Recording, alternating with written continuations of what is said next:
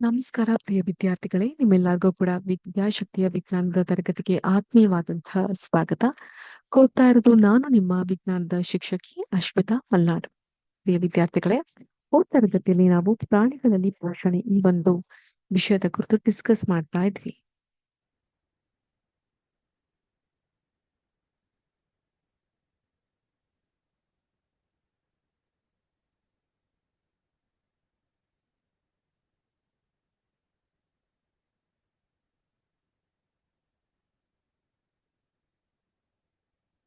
ಇದರ ಮುಂದುವರೆದ ಭಾಗವನ್ನ ನೋಡೋದಾದ್ರೆ,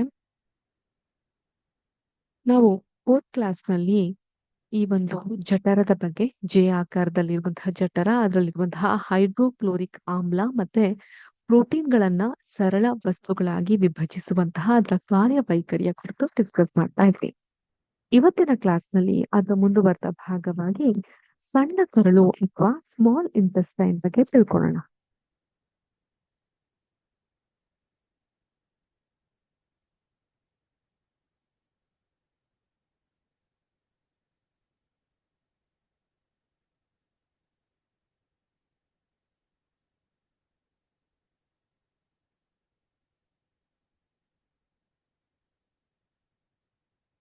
ಸಣ್ಣ ಕರಳು ಬಂದು ಸುರುಳಿ ಸುರುಳಿಯಾಗಿ ಸುತ್ತಲ್ಪಟ್ಟಿದ್ದು ಸುಮಾರು 7.5 ಮೀಟರ್ನಷ್ಟು ಉದ್ದವಾಗಿ ಇರುತ್ತೆ.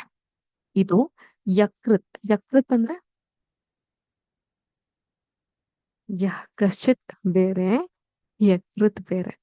ಸೊ ನಾವೆಲ್ಲ ಚಿಕ್ಕವರಿದ್ದಾಗ ಆ ಪದಗಳ ಮಧ್ಯೆ ಕನ್ಫ್ಯೂಸ್ ಆಗ್ತಿತ್ತು. ಯಕೃತ್ ಮತ್ತು ಮೆದೋ ಜೀರಕಾಂಗ. ಇದು ಮೆದೋ ಜೀರಕಾಂಗ ಮೆದುವಾಗಿರುತ್ತಾ?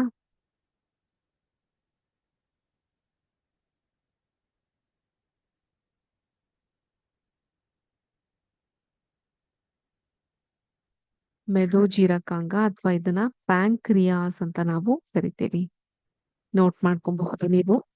ಸೊ ಇದರಿಂದ ಸ್ರವಿಕೆಗೆ ಒಳಪಡುತ್ತೆ. ಯಾವುದು?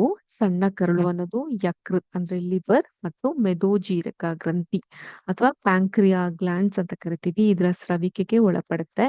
ಜೊತೆಗೆ ಅದರ ಭಿತ್ತಿ ಅಂತ ಹೇಳಿದ್ರೆ ವಾಲ್. ಅದರ ಸುತ್ತ ಇರುವಂತಹ ವಾಲ್ ಅಲ್ಲೂ ಕೂಡ ರಸವನ್ನ ಸ್ರವಿಸುವಂತಹದ್ನ ನಾವು ಕಾಣಬಹುದು.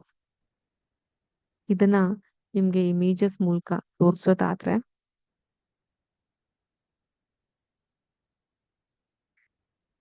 ಎಲ್ಲಾರ್ಗು ನನ್ನ ಸ್ಕ್ರೀನ್ ಕಾಣಿಸ್ತಾ ಇದೆ ಅಂತ ಭಾವಿಸ್ತೀನಿ.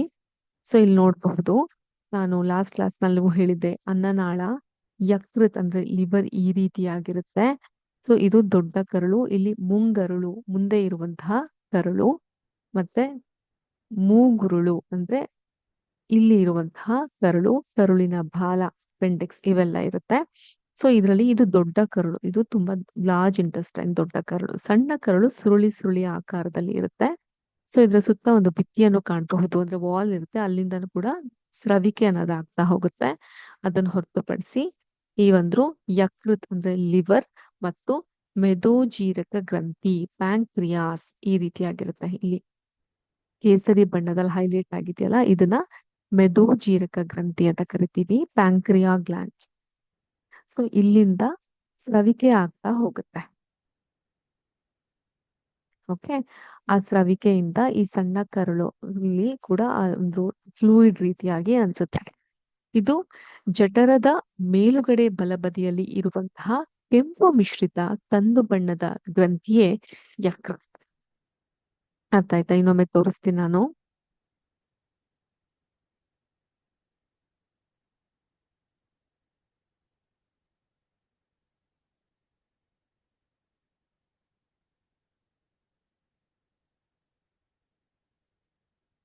ಕಾಣಿಸ್ತಾ ಇದೆಯಾ? ಓಕೆ. ಸೊ ಇದು ಜಠರದ ಮೇಲ್ಭಾಗದಲ್ಲಿರುವಂತಹ ಕೆಂಪು ಮತ್ತು ಕಂದು ಬಣ್ಣದ ಮಿಶ್ರಣ ಏನಿರುತ್ತೆ ಅದನ್ನ ನಾವು ಯಕೃತ್ ಅಂತ ಕರಿತೀವಿ. ಸೊ ಈ ಒಂದು ಯಕೃತ್ ದೇಹದ ಅತ್ಯಂತ ದೊಡ್ಡ ಗ್ರಂಥಿ ಆಗಿದೆ. ಸೊ ನಿಮ್ ಕೇಳಬಹುದು question, which is the biggest gland of a human body? ಒಂದು ಮಾನವನ ದೇಹದ ಅತಿ ದೊಡ್ಡ ಗ್ರಂಥಿ ಯಾವುದು? ನೀವು ಅವಾಗ ಏನ್ ಹೇಳ್ತೀರಾ? ಯಕೃತ್. ಯಕೃತ್ ಅಂತ ಹೇಳ್ಬೇಕಾಗತ್ತೆ. ಇದು ಪಿತ್ತರಸ. ಪಿತ್ತರಸ ಅಂದ್ರೆ ಇದನ್ನ ನಾವು ಬೈಲ್ ಅಂತ ಕರಿತೀವಿ. ಗೊತ್ತಾಯ್ತಾ? ಪಿತ್ತರಸವನ್ನ ಸ್ರವಿಸುತ್ತೆ. ಈ ಪಿತ್ತರಸವು ಒಂದು ಸಂಚಿ ಅಂದ್ರೆ ಚೀಲದಂತಹ ಪಿತ್ತಕೋಶ ಗಾಲ್ ಬ್ಲಾಡರ್ ಅಲ್ಲಿ ಇರುತ್ತೆ, ಸಂಗ್ರಹವಾಗಿರುತ್ತೆ. ಈ ಪಿತ್ತರಸವು ಕೊಬ್ಬಿನ ಜೀರ್ಣಕ್ರಿಯೆಯಲ್ಲಿ ಮಹತ್ತರವಾದಂತಹ ಪಾತ್ರವನ್ನ ವಹಿಸುತ್ತೆ. ಅಗೇನ್ ಇದನ್ನ ಹೇಳ್ತಾ ನಾನು ನಿಮ್ಗೆ ಇನ್ನೊಂದು ಚಿತ್ರವನ್ನ ನೋಟ್ಸ್ ಅನ್ನ ಶೇರ್ ಮಾಡ್ತಾ ಹೋಗ್ತೀನಿ. ಸೊ ಇದು ನೋಡಿ, ಕೆಂಪು ಮಿಶ್ರಿತ ಕಂದು ಬಣ್ಣದ ಯಕೃತ್. ಇದು ಜೆ ಆಕಾರದಲ್ಲಿ ಇರುವಂತಹ ಸ್ಟಮಕ್ ಅಥವಾ ಉದರ ಅಥವಾ ಜಠರ. ಸೊ ಇಲ್ಲಿ ನೀವು ಈ ಗಾಲ್ ಬ್ಲಾಡರ್ ಅಥವಾ ಪಿತ್ತಕೋಶ ಅಂತ ನಾವೇನ್ ಕರಿತೀವಿ ಅದನ್ನ ನೀವು ಕಾಣ್ಲಿಕ್ಕೆ ಸಾಧ್ಯವಾಗುತ್ತೆ. ಇಲ್ಲಿಂದ ಪಿತ್ತರಸದ ಉತ್ಪಾದನೆ ಕೂಡ ಆಗ್ತಾ ಹೋಗುತ್ತೆ. ಏನಿದು ಪಿತ್ತಕೋಶ? ಪಿತ್ತಕೋಶವು ಯಕೃತ್ತಿನ ಕೆಳಗೆ ಇರುವ ಒಂದು ಸಣ್ಣ ಅಂಗವಾಗಿದೆ. ಇಲ್ಲಿ ನಾನು ಬೇಕಂದ್ರೆ ಆನೋಟೇಟ್ ಮಾಡಿ ತೋರಿಸ್ತೀನಿ. ಈ ಯಕೃತ್ತಿನ ಕೆಳಗಡೆ ಇರುವಂತಹ ಒಂದು ಸಣ್ಣ ಅಂಗ, ಇದನ್ನ ನಾವು ಗಾಲ್ ಬ್ಲಾಡರ್ ಅಥವಾ ಪಿತ್ತಕೋಶ ಅಂತ ಕರಿತೀವಿ.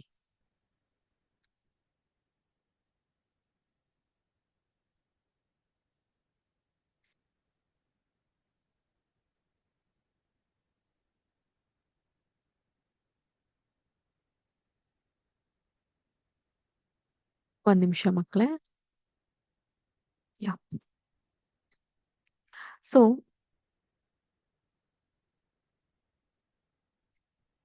ಪಿತ್ತಕೋಶವು ಜೀರ್ಣಕ್ರಿಯೆಗೆ ಸಹಾಯ ಮಾಡುತ್ತೆ ಮತ್ತೆ ಪಿತ್ತರಸವನ್ನ ಸಂಗ್ರಹಿಸುತ್ತೆ. ನಾ ಆಗ್ಲೇ ಹೇಳ್ದಲ್ಲ, ಪಿತ್ತರಸ ಅಂದ್ರೆ ಬೈಲ್. ಈ ಒಂದು ಸಣ್ಣ ಕರುಳಿನಿಂದ ಸ್ರವಿಕೆಯಾಗುವಂತಹ ಆ ಪಿತ್ತರಸ ಬೈಲನ್ನ ಸಂಗ್ರಹಿಸುತ್ತೆ. ಕೊಬ್ಬಿನ ಆಹಾರ ಸೇವಿಸಿದಾಗ ಅದು ಪಿತ್ತರಸವನ್ನ ಕರುಳಿಗೆ ಬಿಡುಗಡೆ ಮಾಡುತ್ತೆ. ಪಿತ್ತಕೋಶದಲ್ಲಿ ಪಿತ್ತಗಲ್ಲುಗಳು, ಗಾಲ್ ಬ್ಲಾಡರ್ ಸ್ಟೋನ್ ಅಂತ ಕರಿತೀವಿ, ಉಂಟಾಗಬಹುದು. ಇವು ಕೆಲವೊಮ್ಮೆ ತೀವ್ರ ನೋವಿಗೆ ಕಾರಣವಾಗುತ್ತೆ ಮತ್ತು ಶಸ್ತ್ರಚಿಕಿತ್ಸೆಯ ಮೂಲಕ ತೆಗೆದುಹಾಕಬೇಕಾಗತ್ತೆ. ಮತ್ತೆ ಈ ಪಿತ್ತಕೋಶದ ಕಾರ್ಯಗಳು, ಫಂಕ್ಷನ್ ಆಫ್ ದಿಸ್ ಪಿತ್ತಕೋಶ ಏನೇನು ಅಂತ ಹೇಳಿದ್ರೆ, ಪಿತ್ತರಸ ಸಂಗ್ರಹ. ಯಕೃತ್ ಉತ್ಪಾದಿಸುವಂತಹ ಪಿತ್ತರಸವನ್ನ ಇದು ಶೇಖರಿಸಿ ಇಡುತ್ತೆ. ಯಾವುದು? ಗಾಲ್ ಬ್ಲಾಡರ್. ಅದೇ ರೀತಿ ಪಿತ್ತರಸದ ಬಿಡುಗಡೆಯನ್ನ ಕೂಡ ಮಾಡುತ್ತೆ. ನೀವು ಕೊಬ್ಬಿನ ಆಹಾರ ಸೇವಿಸಿದಾಗ ಪಿತ್ತಕೋಶ ಸಂಕೋಚಿಸಿ, ಅಂದ್ರೆ ಅದು ಶ್ರಿಂಕ್ ಆಗಿ ಪಿತ್ತರಸವನ್ನ ಕರುಳಿಗೆ ಬಿಡುಗಡೆ ಮಾಡುತ್ತೆ. ಇದು ಜೀರ್ಣಕ್ರಿಯೆಗೆ ಸಹಾಯ ಮಾಡುತ್ತೆ. ಸೊ ಇದಿಷ್ಟು ಈ ಒಂದು ಪಿತ್ತ ಆ, ರಸ ಅಂದ್ರೆ ಬೈಲ್ ಉತ್ಪಾದಿಸುವಂತಹ ಪಿತ್ತಕೋಶದ ಕೆಲಸವಾಗಿರುತ್ತೆ. ಗಾಲ್ ಬ್ಲಾಡರ್ ನ ಕೆಲಸವಾಗುತ್ತೆ. ಮತ್ತೆ ನಾ ಆಗ್ಲೇ ತೋರಿಸಿರುವಂತಹ ಕೇಸರಿ ಬಣ್ಣದ ಮೆದೋಜೀರಕಾಂಗವು ಅಥವಾ ಪ್ಯಾಂಕ್ರಿಯಾ ಗ್ಲ್ಯಾಂಡ್ಸ್ ಅಂತೀವಿ. ಇದು ಜಠರದ ಕೆಳಗಡೆಯಲ್ಲಿ ಕಂಡು ಬರುತ್ತೆ. ಕೆನೆ ಬಣ್ಣದ ದೊಡ್ಡ ಗ್ರಂಥಿಯಾಗಿದೆ. ಕಾರ್ಬೋಹೈಡ್ರೇಟ್, ಕೊಬ್ಬು ಮತ್ತು ಪ್ರೋಟೀನ್ಗಳ ಮೇಲೆ ಮೆದೋಜೀರಕ ರಸವು ವರ್ತಿಸಿ ಅವುಗಳನ್ನ ಸರಳ ರೂಪಕ್ಕೆ ವಿಭಜಿಸ್ಲಿಕ್ಕೆ ಇದು ಸಹಾಯವಾಗುತ್ತೆ. ಅರೆ ಜೀರ್ಣಿತ ಆಹಾರವು ಈಗ ಸಣ್ಣ ಕರುಳಿನ ಕೆಳಭಾಗವನ್ನ ತಲುಪುತ್ತೆ. ಇಲ್ಲಿ ಕರುಳಿನ ಜೀರ್ಣರಸವು ಆಹಾರದ ಎಲ್ಲಾ ಘಟಕಗಳ ಜೀರ್ಣಕ್ರಿಯೆನ ಪೂರ್ಣಗೊಳಿಸುತ್ತೆ. ಕಾರ್ಬೋಹೈಡ್ರೇಟ್, ಗ್ಲೂಕೋಸ್ಗಳಂತಹ ಸರಳ ಸಕ್ಕರೆಗಳಾಗಿ ಕೊಬ್ಬು, ಕೊಬ್ಬಿನ ಆಮ್ಲ ಮತ್ತು ಗ್ಲಿಸರಾಲ್ಗಳಾಗಿ ಪ್ರೋಟೀನ್, ಅಮೈನೋ ಆಮ್ಲವಾಗಿ ಪರಿವರ್ತನೆಗೊಳ್ಳುತ್ತೆ. ದಯವಿಟ್ಟು ಆ ಪ್ಯಾರಾಗ್ರಾಫ್ನ ಅಂಡರ್ಲೈನ್ ಮಾಡ್ಕೊಳ್ಳಿ. ಮುಂದಿನ ಕ್ಲಾಸ್ನಲ್ಲಿ ಭೇಟಿಯಾಗೋಣ ಮತ್ತಷ್ಟು ವಿಷಯಗಳ ಕುರಿತು. ಜೈ ಹಿಂದ್, ಜೈ ಕರ್ನಾಟಕ ಮಾತೆ, ಜೈ ವಿದ್ಯಾಶಕ್ತಿ. ನಮಸ್ಕಾರ.